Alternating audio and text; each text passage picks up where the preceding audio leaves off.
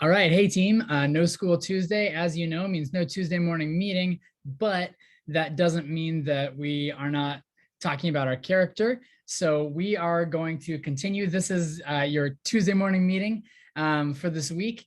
Reminder, if we don't have a meeting for whatever reason, whether it's no school or whether it's a 2-hour late day or whatever, I'll do my best to get one of these videos out so that you and your team can still set goals for the week so that you can talk to each other, connect. My suggestion to you, as always, is to send around, whether you have a group chat with your team or whether you have like an ongoing email thread or something like that. Please share your goals with each other, even in times when we don't have a Tuesday morning meeting, because remember that accountability makes a huge difference in whether or not we actually accomplish those goals. And that's the whole point, right? The whole idea of why we do this is to work on building our character, becoming the best versions of ourselves, and being able to serve our grade level, serve our student body, serve our building better. And before we start, I just wanted to say as well that I'm extra bummed that we didn't have a Tuesday morning meeting this week after everything on Friday, because number one is you're an incredibly positive group of people, and it would be really fun and appropriate, I think, for all of us, not just for me, but for our first real experience back in the building to be with this amazing positive group of people. But in addition to that, as student leaders in our building, you are the people who have the ability to set the tone and have the ability to kind of have a pulse on our student body. How are people feeling? What do people need? How do we meet those needs? Okay. So as we go forward, I want you to really do your best recently, do your best in the next day, week, couple weeks, to really be thinking about how people are doing in our building and be bringing to your advisor what are some ideas you might have to meet some of the needs that are out there. Talk to me, talk to any one of our class advisors. We are here for you. In addition, I want to encourage you, if you need to talk to your guidance counselors, talk to any staff member that you trust. If you're feeling a certain kind of way, we want to be here for you. That's what we're here for. And there's that saying, you can't pour from an empty cup, right? If you are having a hard time, it makes it hard to serve others. And that's what we're here to do. So we want to do our best to pour into you and invest in you as you pour into and invest in others. All right. So anyway, with that all said, let's get into it this week. Okay. For our character goals this week, I'm going to be sharing this idea that we talk about at the middle school leadership camp that I work at every summer. Now, it's middle school leadership camp, of course, so it's middle school kids, but the ideas are good for everybody. And what I did was I took some of the slides out of a presentation that I do with two of my closest friends called Sensitivity to Others. And I thought it was appropriate this week. It's always appropriate in schools, but for some reason, I had it on my heart. And so I wanted to bring it to you today and share it with you. So the first thing we need to do is we need to look at the sensitivity continuum. Now, first of all, definitions. A continuum stretches all the way in either direction, right? And a continuum also has an infinite number of spots in between. So while, yeah, I'm going to share with you several steps on that sensitivity continuum, it's important to note that there are all kinds of spots where we end up landing in between on any given day, okay? So I'm going to show it to you, then I'm going to talk through each step a little bit. So as you can see, it's a continuum that we can use when we talk about, are we sensitive to others? And it applies really nicely to our school setting. So it goes from survival to silent disapproval, verbal or physical disapproval, reaching out, and then going beyond. And yeah, there's a star at the end, but also note that it's an arrow, right? It's a continuum. So it keeps going, right? There's always more that we can do. And that's part of why our job is so important. And that's part of why our job can be difficult sometimes, because it's never over, right? We do our best. We serve the best we can. But but there's always another person, there's always another situation, there's always more we can do, okay? And that's fine, that's great, that's normal, all right? So let's talk about these. First of all, survival mode. When we look at this picture, this is from the comic strip Calvin and Hobbes, and we've got Calvin and we've got the bully Mo, and Mo says, hey, Twinkie, want to see if there's an afterlife. And when people come to school in survival mode, they're just trying to get through the day, right? They try and get here at 7:30, get to first period, go to classes, and then at the end of the day, at 2:05 when that bell rings, they are ready to go home as quick as they can, right? Now, that might be for any number of reasons, right? It might be people who don't fit in socially. It might be people who, like in this example, maybe there's a social situation that is hard for them at school.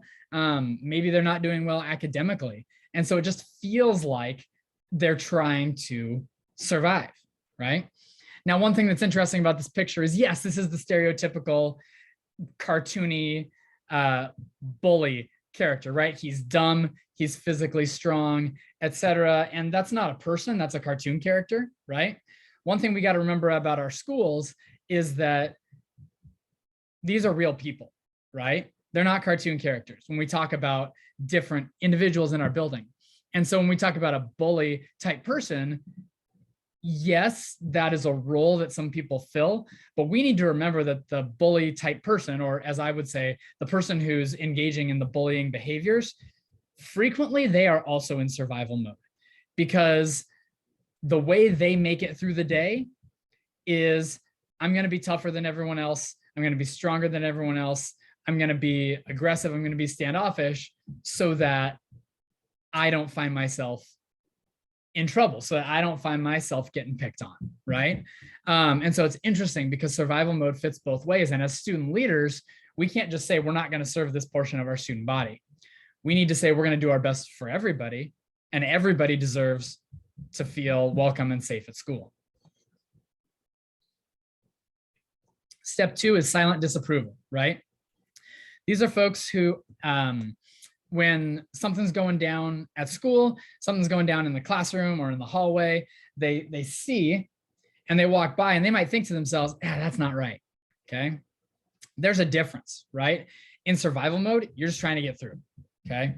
In silent disapproval, you're aware enough of the people around you that you're realizing now, okay, something's going on, something's not right, okay?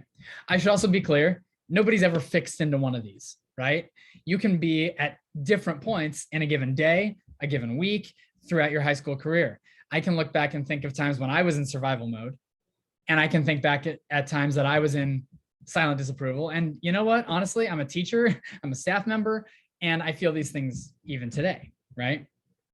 So survival, silent disapproval, it's exactly what it sounds like. You see what's going on, you disapprove of it, you're not going to do anything about it, but you notice and it makes you feel something inside. Very frequently, people who are in silent disapproval are people who know what the right thing to do is. And so they see a situation, but they don't act for whatever reason. And you know what those reasons are. And very frequently, those reasons are things like, I don't know, it's uncomfortable. I don't know him, right? Or if I confront her, is she going to turn her negative energy toward me? Am I going to become a target, right? There's a lot of reasons you might be here, okay? It might be that you don't have the energy to speak up on a given day, okay? Now, from step 2 to step 3 is where, in my mind, we have the biggest jump, because step 3 is physical or verbal disapproval, and this extends to online, which is why we've got the Twitter screenshots here. But physical or verbal disapproval is when you actually say or do something that shows that whatever you're observing is not okay, okay? It might be that you say, hey man, we don't talk like that here. Or it may be, you know, even if it sounds a little bit rude, it might be in class when someone says inappropriate, you say, dude, shut up, right? It's where you're actually putting yourself out there. It might also be when you're filing a report, right? You're filling out the paperwork to say, hey, I observed this event happen. It might be that you're talking to a staff member about what's going on, right? But you're actually doing something.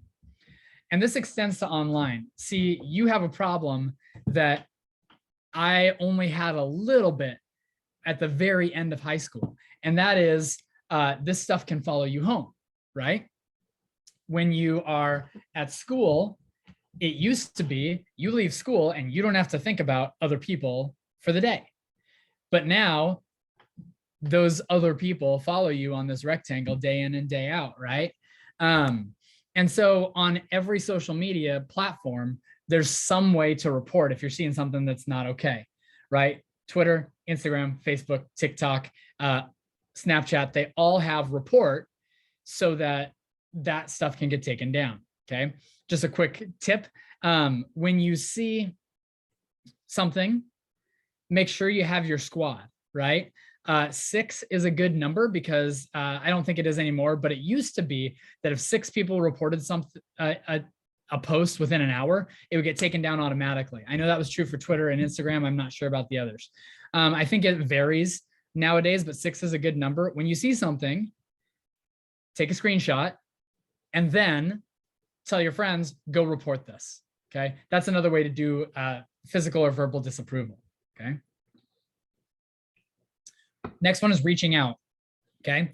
Some of you are part of Link Crew, and some of you are freshmen who went through Link Crew. You remember our speaker, Jared, who came in? He was ASB president at my previous school. And in this picture, this is him sitting here with a kid who regularly sat alone in the hallway during lunch. This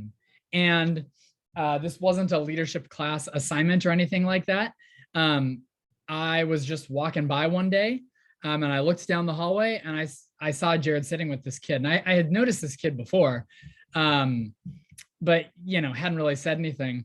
But Jared reached out to him, right? He went and he sat next to him. Hey, what's your name? Kind of talked to him some, got to know him a little bit, sat with him for a couple of days. As it turned out, this kid was on the football team and he was plugged in okay, but he just didn't have any friends at lunch. And so Jared went up and said, hey, can I eat with you, right? I know the kid alone at lunch is kind of a leadership class cliche, but it's a real thing. Lunch can be the loneliest half hour of the school day. And so Jared didn't say, do you want to come sit with me and my 15, you know, my big group of friends? He said, hey, can I sit here with you? And he took the effort to reach out. Now, like I said, this is a stereotypical idea for sure, but it's significant and it's a good example. It's a good visible example of what reaching out is. Now, we're not looking at a specific event that happens and how we react to it. When we reach out, we're being proactive. We're going to people in our school and we're asking, how can I help, right? Maybe using those words and maybe not, right? It's when the person sitting across from me, I know doesn't understand the math. And then when we have time to work together in class, instead of just doing my stuff, I turn to them and I say, hey, can I help you with this? It's reaching out. It's taking an extra step. And as student leaders, obviously we're all going to be all over the place at any different time, but this is where we want to be. This is what we want to be called to do. This is what we want to see ourselves as capable of doing on a day-to-day basis, right? Can I reach out to someone who might need someone at this time? It might be alone at lunch. It might be they need help in class. It might be you walk by an acquaintance in the hallway and you know immediately there's something going on there. Maybe they have tears in their eyes, but you know something's not right. And so you turn around and you walk them to their class and you talk with them, right? You reach out, okay? All of the things I'm mentioning are a little bit reactionary, but it's also proactive too. You don't have to wait for someone to look like they need help in order for you to reach out, okay? And the last step is going beyond. And this is my friend Lizzie with a mannequin, I guess. It's kind of a funny picture. We just show it because it makes kids laugh after kind of some serious stuff at camp. But the last step is going beyond. And going beyond is when instead of targeting an individual, or a specific situation. It's when you change something in the system that makes things better for people at your school. And so at camp, we have Lizzie come up and she tells this story about how when she was in high school, it was her senior year. They were getting all ready for prom and everything. But she realized that they had, like we have, and like every school, like most schools have, they had these students who really had some high needs, right? Had some mental or physical handicaps that made it impossible for them to enjoy a prom. And so what she did was she worked with the special ed teachers who worked in that program, and they created a special needs prom, and they had royalty and all that sort of thing for those kids every year. She's been graduated from high school for 10 years now or whatever. And they're still doing that tradition that she started. What she saw was, here's a group of students in my school who might be in survival mode. Here's a group of students in my school who are vulnerable, who might have a tough time on a daily basis. And what can we do to make them feel loved, welcomed, and appreciated in our building? So she went beyond and she created something to help meet that need. And that thing that she created continues even though she's not at the school anymore, right? I've heard of all kinds of wonderful programs like this where students see a need in their school and they meet that need. As student leaders, we have more power and privilege than a lot of other students in our building.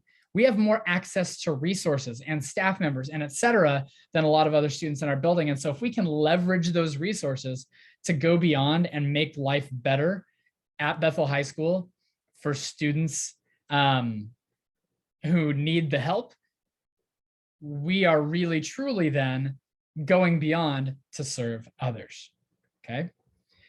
It might be dramatic, but this poem is one that comes around when we bring it into our presentation. Whenever we're talking about sensitivity to others, this is a great example of selflessness, right? It says, first they came for the Jews, and I did not speak out because I was not a Jew. Then they came for the communists, and I did not speak out because I was not a communist. Then they came for the trade unionists, and I did not speak out because I was not a trade unionist.